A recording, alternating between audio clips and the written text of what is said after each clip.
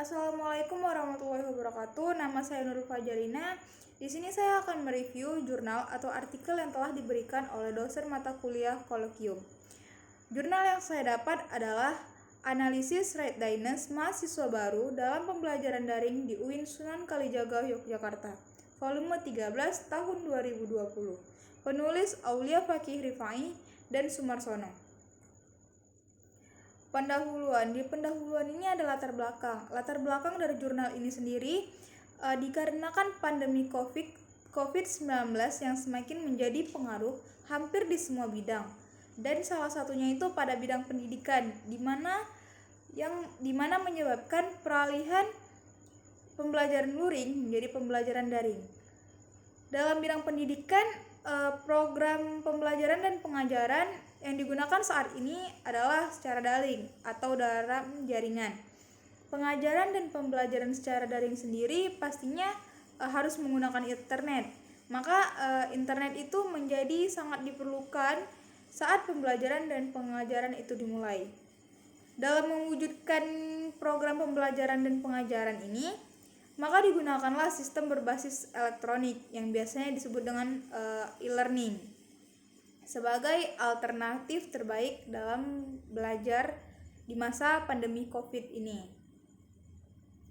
Selanjutnya tujuan dari jurnal ini adalah untuk mensurvei kesiapan mahasiswa baru untuk kuliah secara daring. Dengan ini Universitas Sunan Kalijaga Yogyakarta perlu mengetahui apakah mahasiswa baru ini siap untuk menjalankan kuliah tanpa adanya tatap muka dan tanpa adanya perkenalan terlebih dahulu. Selanjutnya metodologi. Di sini ada beberapa poin ya. Yang pertama, jenis partisipan penelitian. Ada 8 faktor kesiapan e-learning menurut Chapnik, yaitu diantaranya yang pertama kesiapan psikologis. Kesiapan psikologis yang dimaksud itu adalah faktor ini tuh sangat mempertimbangkan keadaan pikiran dari individu karena hal itu berdampak pada hasil dari inisiatif e-learning itu sendiri. Yang kedua ada kesiapan sosiologis. Kesiapan sosiologis itu adalah faktor yang mempertimbangkan aspek interpersonal dari lingkungan di mana program akan diimplementasikan. Yang ketiga ada kesiapan lingkungan. Kesiapan lingkungan itu mempertimbangkan kekuatan operasi skala besar pada pemangku kepentingan baik di dalam maupun di luar organisasi. Yang keempat ada kesiapan sumber daya manusia, yaitu mempertimbangkan ketersediaan dan desain dukungan manusia atau sistem. Yang kelima ada kesiapan finansial, yaitu faktor yang mempertimbangkan ukuran anggaran dalam proses alokasi. Yang keenam ada keterampilan teknologi, faktor yang mempertimbangkan di mana dianggap dapat diobservasi dan diukur kompetensi teknis. Selanjutnya ada kesiapan peralatan, mempertimbangkan pertanyaan tentang kepemilikan peralatan yang tepat. Yang selanjutnya ada kesiapan konten, yaitu faktor ini mempertimbangkan materi pembelajaran dan tujuan instruksi. Selanjutnya metode penelitian. Penelitian ini menggunakan metode kuesioner untuk mengumpulkan data.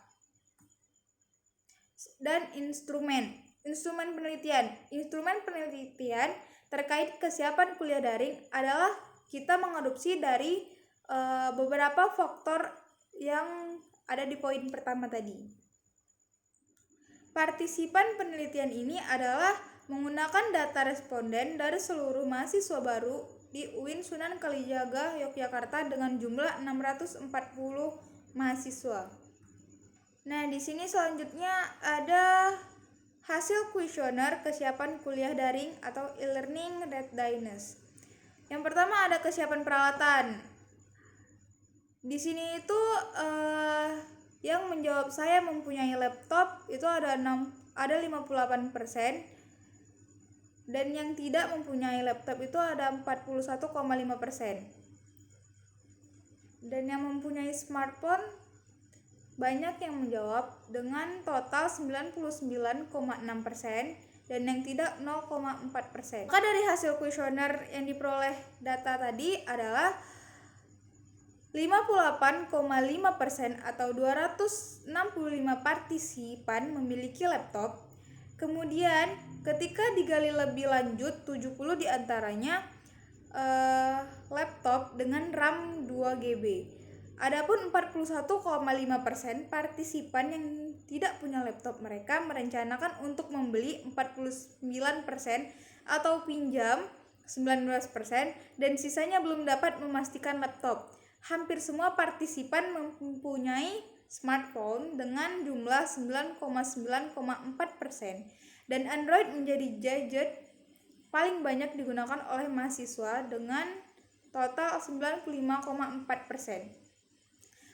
Jadi kesimpulannya itu perkuliahan dan penugasan dengan smartphone dapat menjadi solusi bagi yang tidak memiliki akses ke laptop. Tentunya ada batasan yang dapat dilakukan oleh smartphone. Ditambah lagi dengan 26,42% tidak memiliki RAM yang cukup. Maka dapat disimpulkan meskipun secara perangkat mayoritas sudah siap, akan tetapi pemilihan platform learning dan beban penugasan yang memerlukan laptop dengan kapasitas tertentu perlu dihindari. Untuk menjangkau seluruh mahasiswa, ada baiknya menggunakan platform dan memberikan tugas yang mampu dikerjakan dengan smartphone saja. Selanjutnya ada kesiapan lingkungan. Di sini tuh kita lihat dari kondisi listrik pada kondisi normal atau bukan pada saat bencana alam ya. Yang pertama, setiap hari ada pemadaman menjawab 1,8%. Pemadaman di tanggal tertentu dengan pemberitahuan sebelumnya itu ada 53,2%. Hampir tak pernah padam 32,5%. Pemadaman beberapa hari dalam seminggu 12,6%. Dalam faktor ini, peneliti menyoroti kesiapan lingkungan dan didapatkan data bahwa 86% partisipan menggunakan sinyal seluler untuk mengakses internet dengan kualitas sinyal 4G menengah. Di sisi lain, pencahayaan mendukung untuk e-learning tetapi tidak dengan kebisingan suara. Hal yang paling menarik adalah hanya 32% yang sumber listriknya tidak pernah pemadaman. Jadi dapat disimpulkan bahwasanya faktor tempat sering menjadi alasan yang paling penting dalam pelaksanaan kuliah dan pengerjaan tugas, meskipun sebagian besar telah memiliki tempat dan dukungan sinyal serta listrik yang lebih baik. Dapat kita lihat bahwa masih terdapat 21,2% tidak memiliki dukungan yang tepat untuk melaksanakan kuliah daring. Selanjutnya ada financial readiness, yaitu persiapan keuangan. Melalui rata-rata penggunaan internet setiap bulan dapat dilihat dari kesiapan finansial untuk melaksanakan pembelajaran daring. Dalam 1 jam, satu aplikasi telekonferensi Zoom Meeting dengan bandwidth 700 kbps membutuhkan kuota data sebanyak 2,4 GB dengan harga 1 GB yaitu Rp5.000. Dibutuhkan 12.000 dalam 1 jam perkuliahan telekonferensi. Dari angka tersebut, penggunaan rata-rata data sebesar 100.000 ke atas dinilai cukup untuk dianggap siap dalam melaksanakan kuliah daring. Akan tetapi 83% memiliki rata-rata penggunaan kurang dari 100.000. Oleh karena itu, pembelajaran dengan telekonferensi sebaiknya dilaksanakan apabila telah melalui pertimbangan yang cukup. Selain itu, diskusi ataupun penyampaian materi kuliah dapat dilakukan dengan media teks seperti dalam Google Classroom. Selanjutnya ada persiapan psikologis. Lebih dari setengah responden setidaknya pernah menggunakan platform secara daring.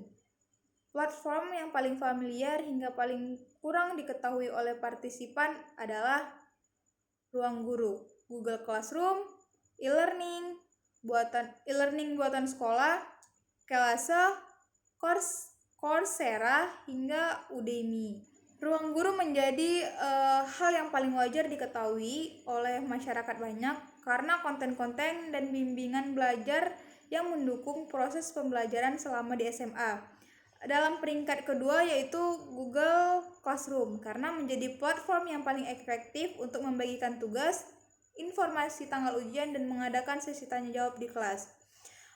Jadi kesimpulannya, belajar secara daring berarti tidak ada pengawasan langsung dari dosen ke mahasiswa selama perkuliahan.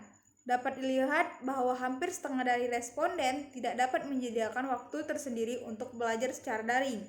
Dengan demikian, dibuatnya jadwal perkuliahan yang pasti serta pemberian tenggat waktu yang pas dalam pengumpulan tugas akan membantu mahasiswa untuk lebih baik dalam mengatur waktunya.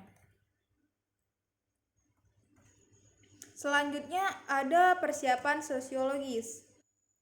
Dalam pembelajaran secara daring, dukungan lingkungan merupakan hal yang paling penting. Tidak seperti ketika belajar secara luring di ruangan kelas. Setiap mahasiswa memiliki lingkungan dengan kondisi yang berbeda-beda. Dapat dilihat bahwa masih ada 5% yang mendapat gangguan selama belajar. Selain itu, lebih dari 10% yang memiliki lingkungan yang tidak mengetahui bahwa dirinya sedang melaksanakan kuliah daring. Hal ini dapat dicegah dengan pemberian jadwal yang jelas dalam perkuliahan dan penugasan. Selain itu diharapkan dapat memberikan penjelasan mengenai jadwal perkuliahan dan penugasan kepada lingkungannya sehingga tidak terjadi kesalahpahaman yang berujung dengan gangguan. Selanjutnya kesimpulan. Di kesimpulan ini dapat disimpulkan bahwasanya mahasiswa baru di UIN Sunan Kalijaga mempunyai kesiapan lebih besar di faktor lingkungan, kemudian faktor equipment, teknologi, dan sosial. Meskipun nilainya lebih besar, tetapi memiliki nilai yang kurang signifikan, yaitu di bawah 50%. Sedangkan faktor psikologi dan finansial menunjukkan kurang siap dalam menghadapi pembelajaran secara daring. Berdasarkan hasil penelitian tersebut, merekomendasi langkah-langkah untuk dapat meningkatkan kesiapan mahasiswa baru dalam mengikuti kuliah online, yaitu diantaranya yang pertama, memanfaatkan smartphone sebagai device utama dalam menyelenggarakan kuliah online. Yang kedua, mengadakan kuliah dengan jadwal yang fleksibel dengan kesepakatan bersama dan memahami bahwa terdapat kendala listrik dan sinyal internet. Yang ketiga adalah memberikan subsidi atau pembelian paket data untuk perkuliahan daring. Yang keempat, tidak menggunakan media yang memakan banyak kuota internet. Yang kelima, dikarenakan pengalaman penggunaan platform e-learning yang kurang, maka sosialisasi dan pertunjukan praktis menggunakan e-learning adalah hal yang wajib. Yang keenam, lebih banyak memberikan informasi dan pengertian kepada orang tua tentang perkuliahan daring. Yang ketujuh, mahasiswa baru memiliki tingkat adaptasi teknologi yang tinggi sehingga pendidik atau dosen perlu mengikuti kanal komunikasi dan media sosial yang sering digunakan oleh mahasiswa. Sekian dari review jurnal saya. Apabila ada kesalahan mohon dimaafkan. Wabillahi taufiq wal hidayah. Wassalamualaikum warahmatullahi wabarakatuh.